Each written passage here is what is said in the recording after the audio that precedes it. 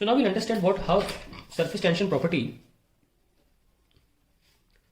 can be explained, surface tension qualitatively. तो इसका physical meaning बताया जाएगा और साथ में इसको थ्योरी से समझाया जाएगा. इसके बाद जो अगला वीडियो होगा उसमें मैथमेटिकली एक्सप्लेन करेंगे surface tension qualitatively. This will be based on the molecular theory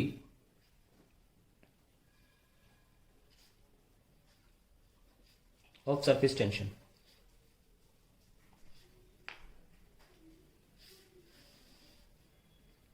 Suppose you have a tank filled with water.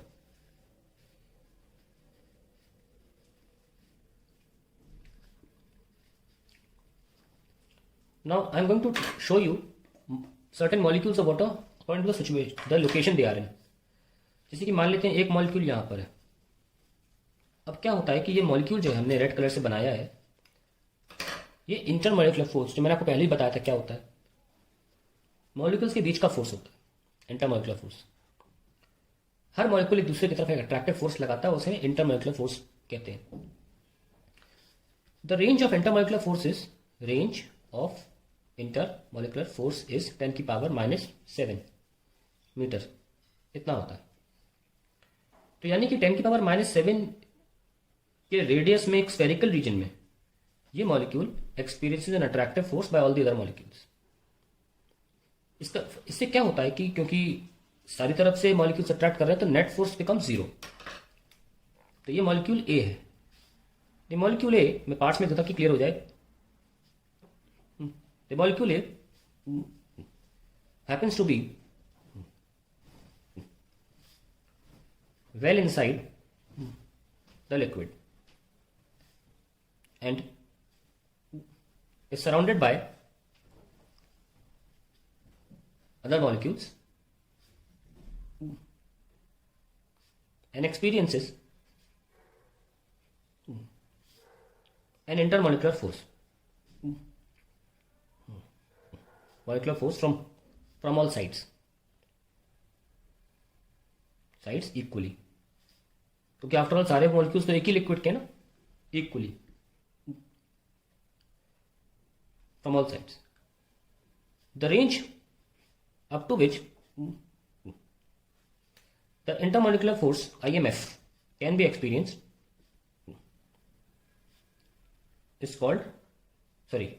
is 10⁻⁻7 meter. The spherical region around the molecule in which it experiences this intermolecular force is called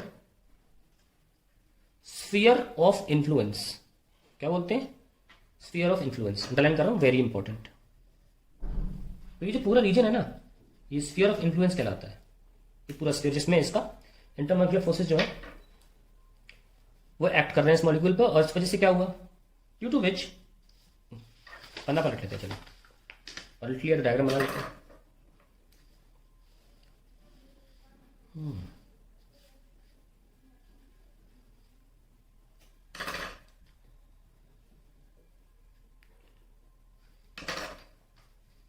Since the molecule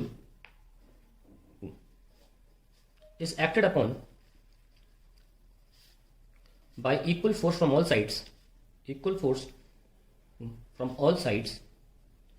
direction लिख लेना चाहिए, from all direction, the net force equal to 0 on the molecule. और ये force का 0 होना ही इस molecule की position को डिफाइन करता है कि मॉलिक्यूल इसी पोजीशन पे रहेगा, क्योंकि फोर्स पे एक्ट नहीं कर रहा. जब फोर्स ही एक्ट नहीं कर रहा तो जहां है वहीं रहेगा, है कि नहीं. अब एक बात ध्यान रखें कि मॉलिक्यूल पे फोर्स एक्ट नहीं कर रहा, प्रेशर एक्ट कर रहा है. ये सवाल इस चैप्टर का नहीं है, सरफेस टेंशन का नहीं, पर किसी के दिमाग में भी अगर ये बात आती हो कि फोर्स नहीं है और प्रेशर फोर्स अपॉन एरिया होता, बता दूं फोर्स एक वेक्टर क्वांटिटी है, वो कैंसिल हो जाती है अगर दो अपोजिट दिशाओं में लग रही होगी. पर प्रेशर वेक्टर क्वांटिटी नहीं है, प्रेशर स्केलर है, वो कैंसिल नहीं होता, वो आपका ऐड हो जाता है. इसलिए प्रेशर मैंने कहा था कंप्रेसिव होता है, हर जगह से लगता है और ऐड होता है क्योंकि स्केलर क्वांटिटी है. पर वेक्टर में अपोजिट दिशा के कारण फोर्स कैंसिल हो रहा है और 0 हो रहा है, which defines the position of the molecule and defines also why it is there and where it is there. तो वेल इनसाइड मॉलिक्यूल था, ठीक है। तो यहां पे फोर्स 0 है। अब हम क्या करते हैं कि हमने जो देख ही लिया कि जो रेडियस है स्फीयर ऑफ, वो 10⁻⁻7 मीटर क्या रेंज का होता है, और इस रेडियस को बोलते हैं मॉलिक्यूलर रेंज।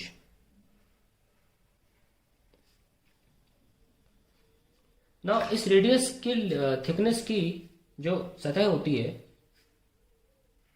इस रेडियस की मॉलिक्यूलर रेंज की जो थिकनेस होती है उसे बोलते हैं सरफेस फिल्म।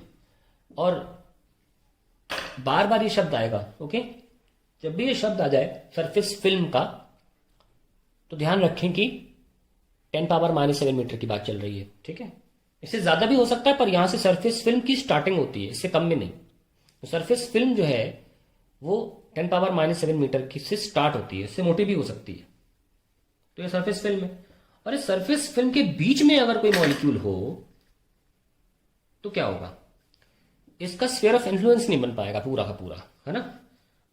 ये बीच में है, तो यहां पे करीब यहां तक तो इसका स्फीयर ऑफ इन्फ्लुएंस है। आप स्फीयर बनाओ, पूरा स्फीयर ये बनाया, तो ये जो स्फीयर हमने बनाया है इसमें हो क्या रहा है, जो सतह के मॉलिक्यूल्स हैं वो तो इसको अट्रैक्ट कर रहे हैं, और वो कम है ना। जो नीचे के मॉलिक्यूल्स हैं वो अब ज्यादा है। इस हम ए मॉलिक्यूल बोल रहे थे, हम इसको बी मॉलिक्यूल बोल रहे हैं। तो इसके बाद लिख लेते हैं A molecule B is inside surface film and is attracted by the molecules around it,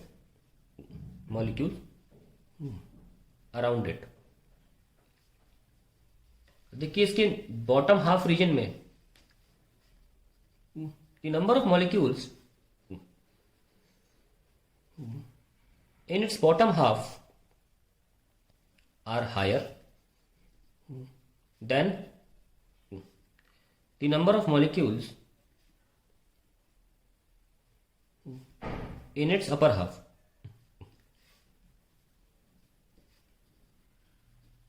Hence, unlike molecule A, molecule B experiences a net force in downward direction.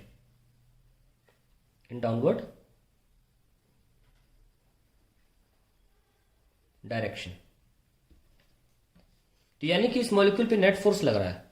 इसका मतलब this molecule is doing some work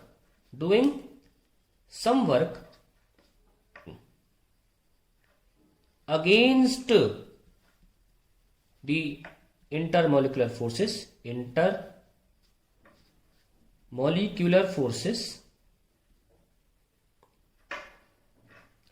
to remain where it is. कहने का मतलब ये molecule surface film में पड़ा हुआ है, इस पर नीचे की तरफ फोर्स ज्यादा है, ऊपर कम है, फिर भी नीचे नहीं आ रहा। इसका मतलब this molecule is doing some work to negate the force of attraction downwards. ये फोर्स हो लगने के बावजूद भी कुछ काम कर चुका है, जिसकी वजह से सरफेस फिल्म में एग्जिस्ट करता है। Now it is doing some work against किसके, सिस्टम के। हम वर्क एनर्जी पावर में कई बार बोले इस बात को। यहाँ पे सिस्टम कौन है, लिक्विड। सिस्टम में फोर्स कौन सा काम कर रहा है, इंटरमोलिकुलर फोर्स। ये इंटरमोलिकुलर फोर्स के खिलाफ जाके काम करके अपनी पोजीशन को अटेन कर लिया है सरफेस फिल्म के भीतर। जब हम सिस्टम के खिलाफ काम करते हैं तो हम क्या करते हैं, पोटेंशियल एनर्जी को बढ़ा देते हैं। तो क्या बोलेंगे, this molecule hence has some potential energy, क्योंकि इसने काम किया अगेंस्ट द इंटरमोलिकुलर फोर्सेस, इसके पास कुछ पोटेंशियल एनर्जी है। यस और नो। अब बात करते हैं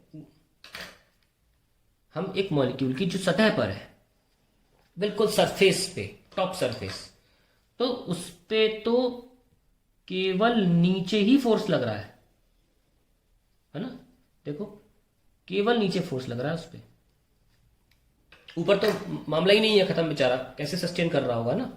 नाउ इसको नाम देते हैं molecule C. The molecule C has the maximum downward force, has maximum downward force, hence it has done maximum work to be at the top। जीवन में भी ऐसे ही होता है ना, सबसे ज्यादा काम वो जो करता है, मेहनत करता है, उसको टॉप की पोजीशन भी मिलती है। ये मॉलिक्यूल भी वैसी ही है। खैर, the molecule C has maximum downward force acting on, क्योंकि ऊपर तो बैलेंस करने के लिए है ही नहीं, सारा फोर्स नीचे लग रहा है। Hence it has done maximum work to be at the top. Thus molecule C has maximum potential energy stored in it. Okay, अब मामला गंभीर हो रहा है, ध्यान सुनना। मैं 3 मॉलिक्यूल्स दिखाया आपको, पर प्रॉब्लम क्या है ना, प्रॉब्लम अब शुरू होती है। हमारी सरफेस फिल्म के सबसे टॉप रीजन पे जो मॉलिक्यूल है वो मोस्ट एनर्जाइज्ड है। यानी कि आप जो भी लिक्विड है, पानी आप ग्लास में देखते हो ना, ग्लास में पर देखते हो, चाय देखते हो, सबसे ऊपर की सतह पर जो मॉलिक्यूल्स हैं, कोई भी लिक्विड सबसे ज्यादा एनर्जी वाले हैं। Most energised means least stability, least stability. Least stability में सिस्टम रहना पसंद नहीं करता। सो द सरफेस मॉलिक्यूल्स, अब सारे मॉलिक्यूल्स मैक्सिमम एनर्जी वाले हैं ना, ये सारे मॉलिक्यूल्स हैं। The surface molecules which are most energized and have least stability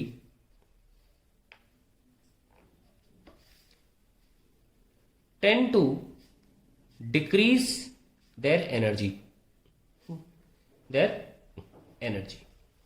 कैसे डिक्रीज करेंगे एनर्जी? नीचे जाके, नीचे थोड़ी जाएंगे भाई, एक और जुगाड़ है एनर्जी डिक्रीज करने का। अब देखो यहां पे ऑब्वियसली अगर सरफेस का एरिया कम होगा तो एनर्जी भी एरिया सरफेस पे एरिया पे कम होगी। अगर सरफेस ज्यादा होगा तो एनर्जी ज्यादा होगी। बहुत सिंपल सी बात है ये तो। अगर सरफेस पे मॉलिक्यूल ज्यादा होंगे तो आधा एरिया भी होगा, ज्यादा सरफेस पे एनर्जी भी होगी। अब प्रॉब्लम क्या है कि मॉलिक्यूल सरफेस पे जो है वो कम नहीं हो सकते, वो नीचे डुबकी नहीं मार सकते ना। तो क्या करते हैं, वो अपने एरिया को कम करने की कोशिश करते हैं, अपने एरिया को कम करने की कोशिश करते हैं। टू डू सो क्या लगेगा, decrease the energy. To do so मतलब अपनी एनर्जी को कम करने के लिए। To do so that is to decrease energy, the surface molecules try to minimise the area, area. ध्यान रखें, एनर्जी का डायरेक्ट प्रोपोर्शनैलिटी एरिया से। अगर यकीन नहीं आ रहा सुनो, एक छोटा सा तवा ले लो, इतना छोटा सा लोहे का पीस, और उसे गर्म करो, और बगल में एक बड़ा तवा जो उस पर रोटी बनाते हो वो गर्म करो। दोनों के ऊपर हाथ रख के, छुला मत देना, हल्का सा ऊपर हाथ रख के देखना, ज्यादा हीट का महसूस हो रही होगी। बहुत बहुत ऑब्वियस बात है, जहां ज्यादा सरफेस एरिया होगा वहां ज्यादा हीट होगी। तो एनर्जी जो लिबरेट होती है, या एनर्जी जो भी है, पावर है जो भी है, वो एरिया पे डिपेंड करता है। Don't forget that. So that is very obvious. फिर मैंने बताने की कोशिश करी कि ज्यादा मॉलिक्यूल होंगे, ज्यादा सरफेस एरिया होगा, ज्यादा एनर्जी भी होगी।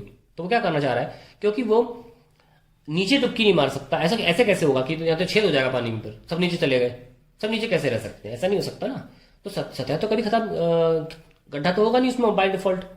तो वो क्या करता है, to do so the surface molecules try to minimise the area. Minimise का मतलब क्या है?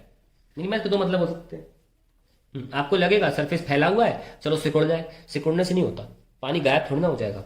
मान लिया सिकुड़ लिया, अब मैं थोड़ी बहुत मेजरेशन तो पढ़े होगे। मान लो किसी दुनिया में ऐसा होता हो चमत्कार, सिकुड़ के ऐसा हो गया। अरे भैया तुम अगर सरफेस एरिया निकालोगे ना तो ये सरफेस एरिया ज्यादा है बजाय कि ये, सिकुड़ने से ज्यादा हो जाएगा एरिया। ये सब नो, तो ऐसा तो नहीं होगा।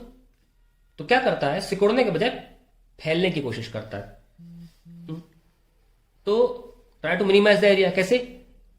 इन an attempt to do so the liquid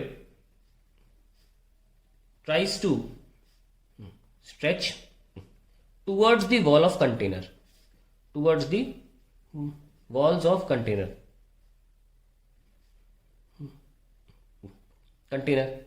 तो यानी कि लिक्विड तो चिर जाना चाहिए, बीच से चिर जाना चाहिए, है ना। देखो एक बात ध्यान सुनना, एक स्प्रिंग है, मान लो एक स्प्रिंग है और वो किसी एंड से कनेक्टेड नहीं है ना। सपोज मैं यहां बनाता हूं, एक स्प्रिंग है, अब ये एंड से कनेक्टेड है, आप खींचोगे तो टेंशन आएगा ना। मान लो ऐसे रखी हुई है जमीन पे, एंड से कनेक्टेड नहीं, खींच लो चली जाएगी आपके साथ, कोई एक्सटेंशन थोड़ी ना होगा इसमें। वैसे ही अगर सरफेस को खींचना होता और कोई रोकने वाला ना होता तो टेंशन सरफेस पे, खिंचाव जो सरफेस पे है वो आता ही नहीं। तो इसका मतलब so the liquid tries to stretch towards the wall of container but the intermolecular forces at the same time resist this stretching, resist this stretching. In the struggle between the attempt to decrease the area, and intermolecular forces preventing it, the liquid surface gets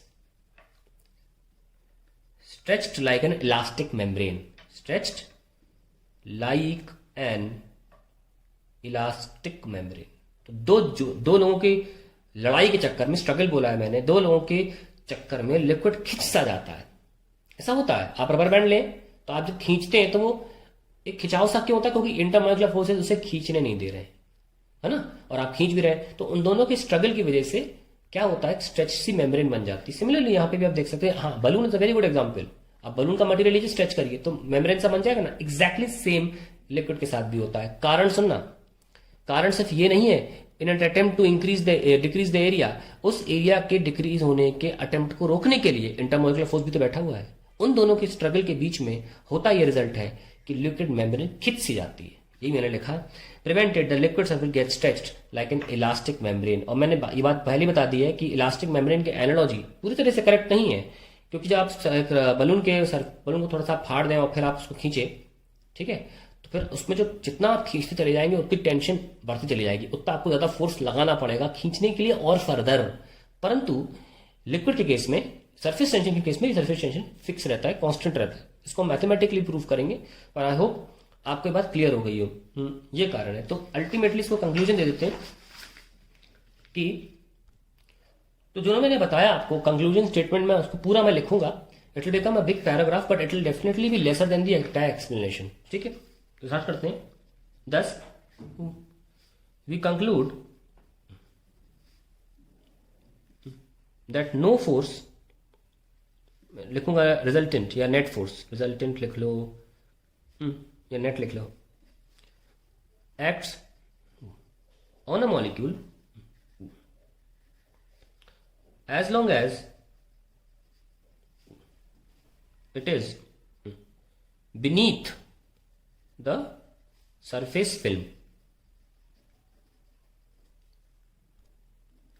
but for all molecules lying within the surface film,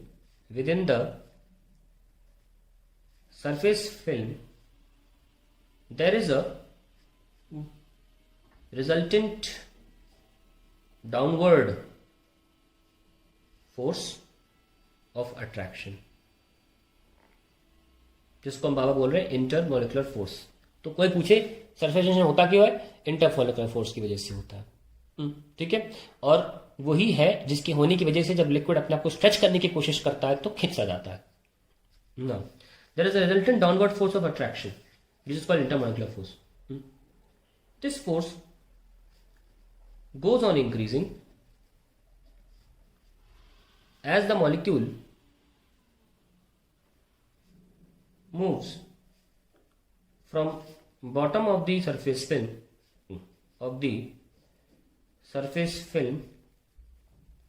to the top,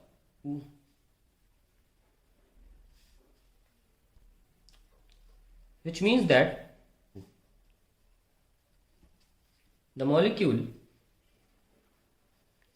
has done work against the intermolecular force to reach the higher positions in surface film, higher positions in the surface film. This work done gets converted into potential energy of the film. Now greater the number of, ये मैंने बोला था ना कि ऊपर के surface पे energy ज्यादा क्यों है, तो वही लिख रहा हूं. Now greater the number of molecules in the film, larger is its potential energy. This causes, एक शब्द लिख रहा हूं मैं टेक्निकल सा, माइक्रोस्कोपिक टर्बुलेंस. क्योंकि बहुत एनर्जी है, वो आपको महसूस नहीं होती क्योंकि बहुत माइक्रोस्कोपिक लेवल पे हो रही. टर्बुलेंस मतलब होता है उबड़ खाबड़ता. This causes microscopic turbulence. ध्यान रहे कि कुछ मॉलिक्यूल्स होते भी हैं जो इस टर्बुलेंस की वजह से नीचे चले भी जाते हैं, फिर उसकी जगह भरने के लिए दूसरा मॉलिक्यूल आ जाता है. ये भी ध्यान रखें, ठीक है. कोशिश ऐसा नहीं है वो सिर्फ एरिया को लेकर कोशिश करते हैं, इनकी थोड़ी बहुत कोशिश ये भी रहती है चलो नीचे चले जाए, ठीक है, लेकिन वो बहुत कम कोशिश रहती है और वो उनके नीचे आने से दूसरा मॉलिक्यूल जगह ले लेता है. This causes microscopic turbulence and hence to attain stability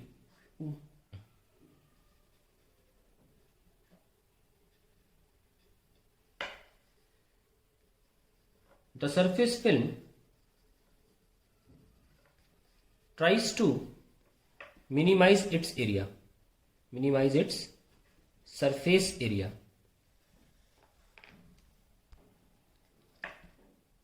This is prevented by intermolecular forces, which then results in stretching of the surface film, in stretching of liquid surface.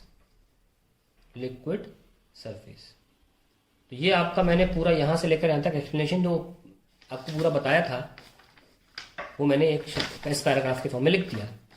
मैं आपको एक इंपॉर्टेंट बात बताना चाहता हूं जो आपके एक्सप्लेनेशन के एंड में कोई भी डाउट अगर होता है तो उसको क्लियर कर देगी ऑन थ्योरी लेवल. देखिए ये है सरफेस फिल्म जिसका रेडियस या थिकनेस कह सकते हैं 10⁻⁻7 मीटर का है. Ultimately how to decrease the energy, क्योंकि एनर्जी डिक्रीज हो तब स्टेबिलिटी आएगी. प्रॉब्लम क्या है कि सरफेस फिल्म का थिकनेस नहीं बदल सकता. थिकनेस ऑलमोस्ट कह सकता हूं, बदलता है थोड़ा सा पर almost cannot change. Now how can you decrease the energy? Energy है क्यों? द सरफेस फिल्म जो खुद एक थिकनेस की है उसका वॉल्यूम निकाला जा सकता है, is filled with number of energised molecules. To decrease energy, number of molecules have to be decreased. बहुत ही डेप्थ में जा रहा हूं, एरिया कम क्यों हो रहा है, इस बात की बहुत डेप्थ में जा रहा हूं कि एरिया ही कम क्यों हो रहा है. The surface film is filled with number of energised molecules. To decrease, ये डिक्रीज लिखा है, to decrease energy number of molecules have to be decreased. कैसे? अब नंबर ऑफ मॉलिक्यूल्स तो फिल्म बन रही है. In other words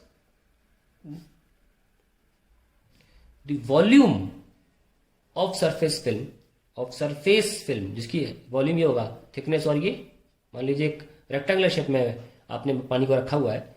in other words the volume, क्योंकि वॉल्यूम किससे बन रहा है? नंबर ऑफ मॉलिक्यूल से. Volume of surface film must decrease. अब वॉल्यूम होता क्या है? सरफेस एरिया इनटू थिकनेस, यही होता है ना. अब मैंने आपसे क्या बोला? ये कैन नॉट चेंज, ये चेंज नहीं हो सकता, है कि नहीं? ये चेंज नहीं होता। तो क्या चेंज होगा वॉल्यूम को डिक्रीज करने के लिए? Surface area. That is the reason surface area changes, because surface उनकी थिकनेस को बदल नहीं सकते आप, ठीक है ना। Hence surface area changes as surface then thickness cannot change. So this is all about the surface tension and explanation of it by molecular theory.